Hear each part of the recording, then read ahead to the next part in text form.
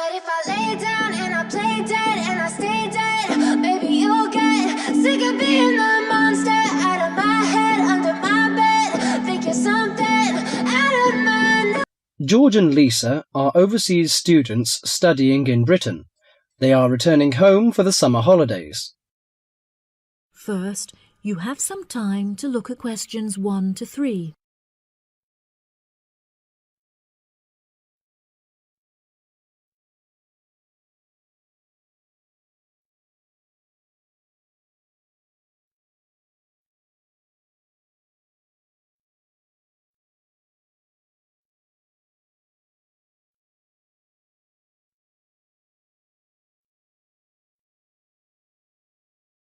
That'll be $23. Right, there's your change. Have a nice trip. Oh, I'll just get your bags out of the boot. Thank you very much. Now, George, let's find the check-in desk.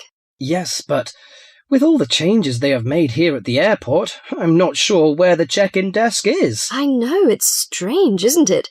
Why don't we ask for help? Good idea. What about that man sitting down over there? Which one? The one with the hat on and in the trolley? No, the one with the uniform behind the table. I'll ask him. Excuse me, could you tell me where the check-in desk for France Air is, please? Oh, let me think. The best way to get there would be to turn left at the end there, where the cafe is, and then go straight ahead until you're opposite the departure gates entrance. Oh, no, sorry. It might be quicker to turn right as soon as you get past the cafe, and keep going along the corridor until you come to the sliding doors at the end. On the left. Yes, that's it. All the check-in counters are in a hall there. I'm pretty sure France Air is directly to your left as you walk in the hall. Thanks a lot. So, it's the left past the cafe and then right opposite... The bookshop. You can't miss it. Come on then, Lisa. We don't want to be late, and I want some time to get a cup of coffee and look around the bookshop. OK, George, but I want to go to the restroom first. I'll meet you at the check-in desk.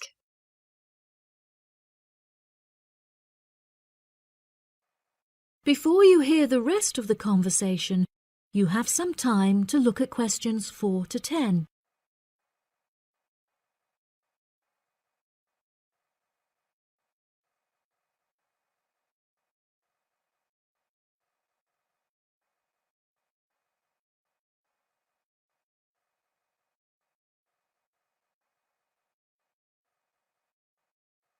Now listen and answer questions 4 to 10. Good morning. Can I help you? Yes, I would like to check in for flight FA492. Very good. Can I have your ticket and passport, please? Oh, yes, here you are. OK, thanks. If you could just put your suitcase on the scales. Oh, I have this extra box that I want to take as well. OK, well, that's extra luggage, so I'll have to get you to fill out an excess baggage declaration certificate. It'll cost extra, I'm afraid. Let me see. $40 exactly, if the total value of your contents is under $400. Oh, well, what's the form for? It's just a form you have to fill out so that if there are any problems, we'll know where you are and how to contact you. So, if you can give me a few details, I'll key in the information. OK then, your passport says your name is Lavier. Is that right? Yes, George Lavier. George, Lavillliers.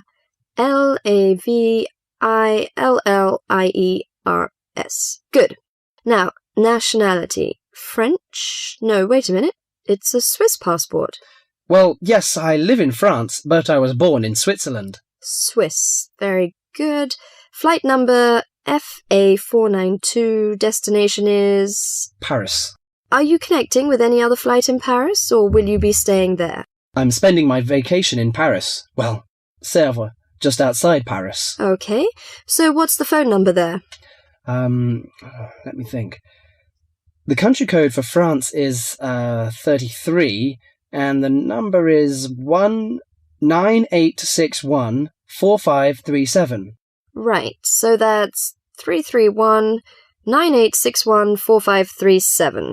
Yes, that's it. And can you tell me briefly what you have in the box? Well, there are some books, just university textbooks from last semester, some clothes, and, my computer disks. Okay, thank you. And what would be the approximate value of the contents? Quite a bit, actually. About $150. That's all. There's your receipt for the box, your passport and ticket, and here is your boarding pass. Gate 7. You can board the plane in about 35 minutes. Have a nice flight. That is the end of part 1. You now have half a minute to check your answers.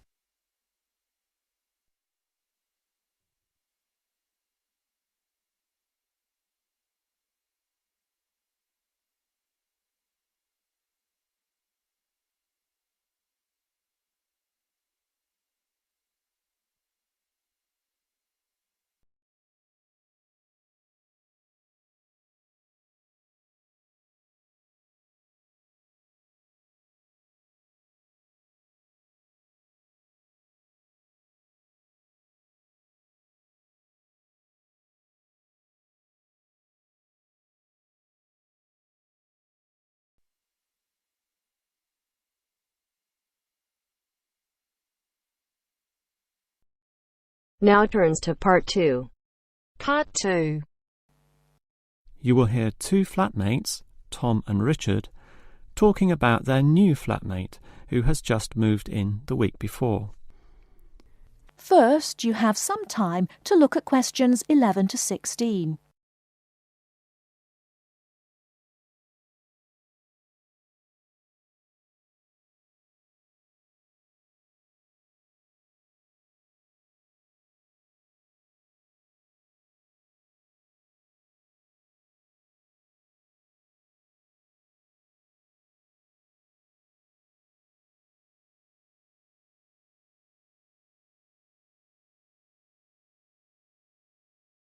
Now, listen carefully and answer questions 11 to 16.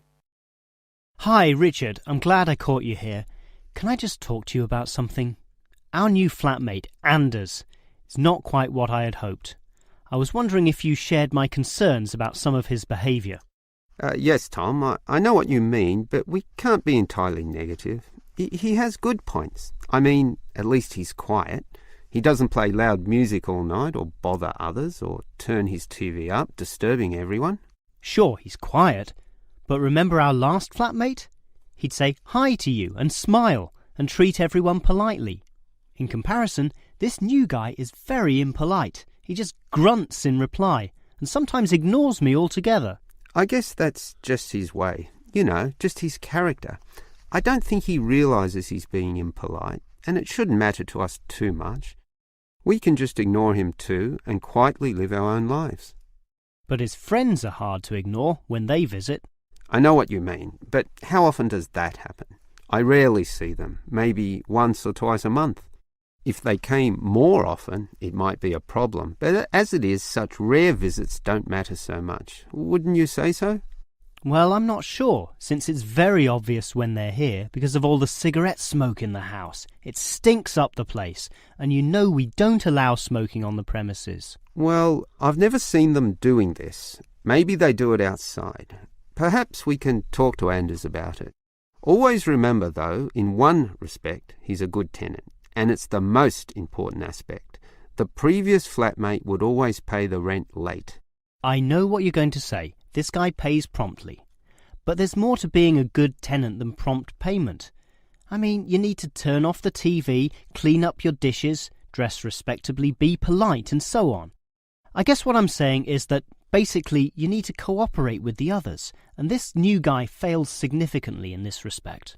Okay, I suppose you have a point there. Before you hear the rest of the talk, you have some time to look at questions 17 to 20.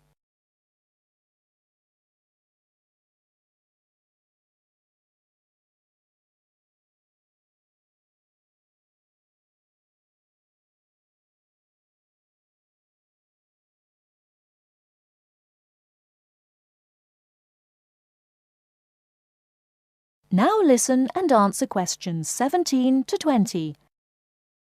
I tell you what, Tom, why don't we talk to our new flatmate, Anders, about these issues? If we throw him out, we'll have to go to all the trouble of finding another flatmate who might not necessarily be much better. So let's give the current guy a chance. Here, I've got a piece of paper, so let's make a short list of issues to discuss with him. Get it out into the open. Sure, we'll give him one more chance. So write communication, and let's tell him to... Well, we can't change a person's personality overnight. So why don't we have a weekly tenants meeting and we can just ask him to attend. That way we can get to know him better. I'll write attend meeting and we can take it from there. OK, but we have to tell him about his friends. They can't just do whatever they want. Write a heading friends and then write don't smoke anywhere, inside or outside. Well, instead of being so direct and possibly causing offence, I'll just write follow rules and verbally mention the rules. TV off by 10 p.m, no loud music or bad behaviour, including smoking. OK, do that, but I still think we need to specifically mention that last issue. You know how I can't stand the habit, so I'd like this to be another and separate point. Cigarettes, strictly forbidden. And it's important to include the strictly here. We can't pussyfoot around too much. Sometimes directness is necessary. OK, I'll write that. Forbidden. OK.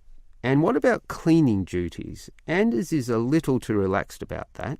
Dishes are sometimes not washed, dirty teacups are left around the place, and so on. So, write, must do better. Yeah, again, Tom, he might take that personally and it could cause a scene. I'd rather be general. I'll write must be done and I'll tell him that that's for everyone, not just him. OK? OK, as long as he gets the message. That is the end of part 2. You now have half a minute to check your answers.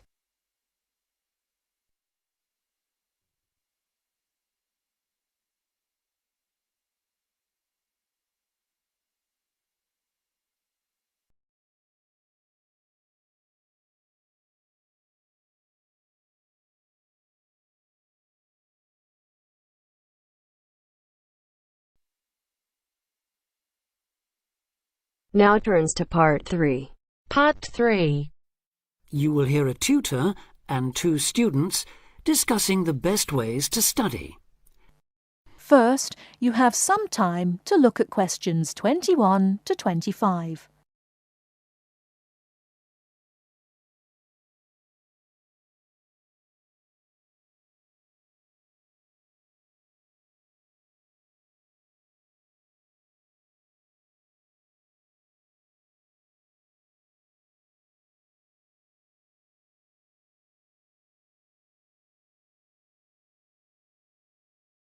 Now listen carefully and answer questions 21 to 25. Well, how are you both settling in? Fine. Yes, no problems. So far, anyway. Good. Remember that as your personal tutor, I'm here to help you if you do have any difficulties. Now, as you know, lectures start on Monday, so I thought we'd look at a few ways of making the most of them, especially in terms of the notes you take. Let's begin by thinking about what you can do before you even go to the lecture. Any ideas? Make sure you're up to date with all the background reading, so you know plenty about the subject already. Yes, that's essential. The lecturer will assume you have that knowledge. Anything else, Carlos? Well, check what the topic's going to be. Of the lecture, that is. I'd go a bit further than that and consider what the content may be. Then you could ask yourself some questions that you want answering and listen out for the relevant information during the lecture. OK. Now that brings us to the lecture itself and the actual business of writing notes. But there's a lot to deal with there, so we'll come back to that later. What I'd like to do for the moment is continue with the process of note-taking and move on to the next stage. Any suggestions for what that might be? When the lecture is over, you mean? Yes, once you're able to sit down somewhere quiet with your notes. Read them? More than that, You need to make sure they'll still make sense to you weeks, months later. Edit them? Yes, that's what's needed. It's well worth spending a few minutes on it. Any missing words, anything difficult to read, things you didn't have time to jot down, now is the time to do so, while everything's still fresh in your mind. Right. And after that, when's the best time to revise them? When do you think, Carlos? I'd say just before the next lecture, in the same subject. Precisely. That's a vital time to look at them again, for obvious reasons. But it's definitely not the only time. When should you revise them again? A month later, maybe? Sooner, and much more often than that. I'd recommend you look at them again once a week. That's why it's so important they're complete and easy to follow.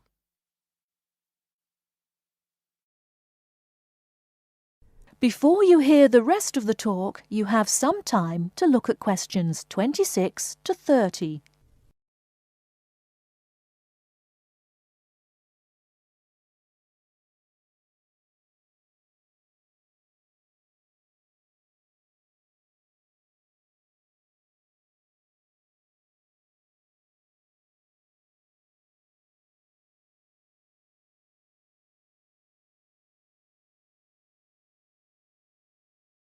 Now listen and answer questions 26 to 30. Right. Let's go back to note-taking and begin with the basics before the lecture has even started. What should you do when you walk into the room? Get a good seat, at the front if you can, where you can hear clearly and avoid distractions. Yes, though obviously others will have had the same idea, so it's as well to get there a bit early. So, when the lecture's underway and you're busy jotting things down, what should you try to ensure? That you're getting all the main points. And what if you don't catch something you know must be important? I'd leave a space. Then I could check it later, perhaps by asking a question at the end and fill it in afterwards. That's an excellent way to deal with it, yes. And there's something else I'd like to mention here. Talking about going through notes afterwards, it's absolutely vital that what you write is legible for one very good reason. It saves time. You'll waste many hours during the course if your revision is held up because you can't read what you've written. Okay, what else can we do to make listening and note-taking more efficient? Well, I always listen out for signpost words. Sorry, what are they? They're the ones lecturers use to say where they're going. A bit like a signpost at a road junction, I suppose. Things like, the first reason is, however, to sum up, and so on. Yes, they can tell you when something important is coming, and help you organize your notes, too. Is there anything else you can add, Carlos? There's something I think's very useful, but it's later, after the lecture is finished. That's fine. Go on. Well, what I do is go through what I've written down, summing up the main points in a few words in the margin, on the left-hand side of the page. I try to use words that'll jog my memory, so that I can remember what everything's about when I look at them again. Yes, that can work very well. What some people do to review their notes is cover up their full notes from the lecture, maybe with a piece of paper or a card, and concentrate just on what they've put in the margin, trying to recall the details. Then they move the cover down a little and check whether they were right. Or you could put your main points on another piece of paper and clip them together. Instead of covering and uncovering, you just hold a page in each hand. Sure. It's down to personal preference, really. Everyone has their own learning style. That is the end of part 3. You now have half a minute to check your answers.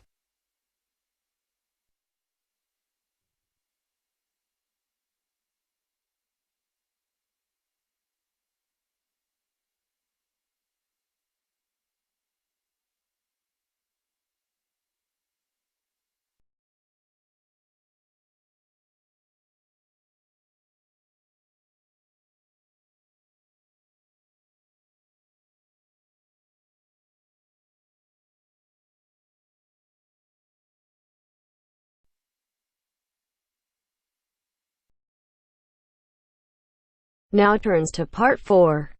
Part 4. First, you have some time to look at questions 31 to 40.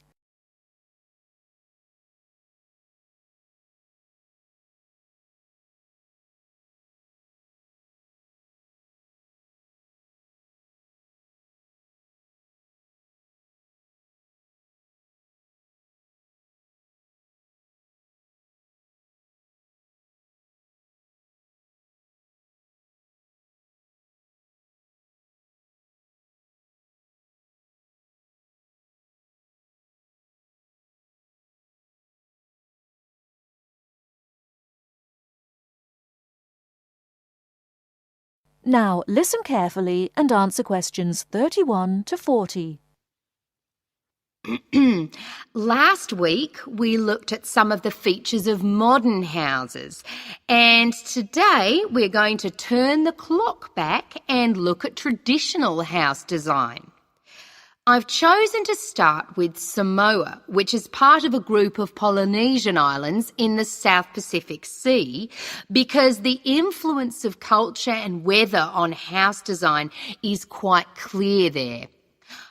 So let's have a look at, first of all, at the overall design of a traditional Samoan house. Now, these days, houses in Samoa have become more modern and are usually rectangular. But traditional designs were round, or sometimes they were oval in shape. Here's a picture. This traditional style is still used, often for guest houses or meeting houses, and most Samoan villages have at least one of these buildings. As you can see, there are no walls, so the air circulates freely around the house. Samoa is a place that experiences high temperatures, but the open design of the house also reflects the openness of Samoan society. If the occupants want shelter, there are several blinds made of coconut leaves that can be lowered during rainy or windy weather. Or indeed, the blinds can also be pulled down if people want some privacy. The foundations of the house, that's the part beneath the floor, are raised slightly. In the past, the height was linked to the importance of the occupants, which we'll talk about another time. However, the floor of the house was usually covered with river stones. Today, we have a range of methods for balancing the temperature inside a building, but the stones on the floor of a Samoan home are ideal for cooling the building on hot days. Now, let's have a close look at the roof. This, as you can see in the picture, is dome-shaped and traditionally thatched or covered with leaves from the sugarcane. That's an established crop in Samoa. This was a job for the women, and it involved twisting the leaves and then fastening them with a thin strip of coconut leaf before fixing them to the roof in several layers. Now, the shape of the roof is important. You can see that the sides are quite steep, and that's done so that the rain falls straight to the ground without moisture going through the leaves and causing leaks or dampness inside the house. Then you'll notice how high the top of the roof is. This is a way of allowing heat to rise on sunny days and go through the thatching, thereby cooling the house. So, how does the house stay upright? Well, there are a number of evenly spaced posts inside. They encircle the interior of the building and go up to the roof and support the beams there. They're also buried, usually about 1.5 meters in the ground to keep them firm. These posts are produced using local timber from the surrounding forests. They're cut by men from the family or village, and the number varies depending on the size and importance of the house. Now, these posts were a very significant part of Samoan culture and did much more than hold up the roof. When there were meetings, people sat with their back to certain posts, depending on their status in society. So there were posts for chiefs, according to their status, and posts for speakers, and so on. And ordinary people sat around the side on mats. The last area I want to look at today is the attachment of the beams and posts, what you call fixing the construction. Traditionally, no nails or screws were used anywhere in such a building. Instead, coconut fibres were braided into rope to fix the beams and posts together. The old people of the village usually made and plaited the rope. This was a lengthy process. An ordinary house used about 40,000 feet of this rope. And as you can see in this picture, the rope was pulled very tightly and wound round the beams and posts in a complex pattern.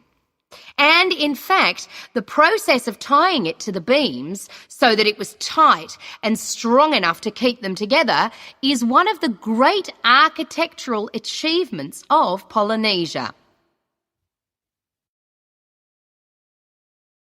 That is the end of part 4. You now have half a minute to check your answers. But if I lay down and I play dead and I stay dead, maybe you'll get sick of being the monster out of my head, under my bed. Think you're something out of my nightmares, standing right there. But if I lay down and I play dead and I stay dead, then will you get bored of killing me? Silhouettes of you are like a taunt. Never really know just what you want. With you I don't ever feel calm. I can feel the sweat inside my palms. Play with me like cats and a string. You don't understand the pain it brings. You don't ever wanna give me wings. You don't ever wanna set me free. You know I'm addicted to you, and it's twisted, you've been gifted with the evil voodoo. Got me coming back for more, even when I've been screwed. Dolls full of pins, pierce my heart straight through. I got issues in my head, I like you in my bed, but you keep me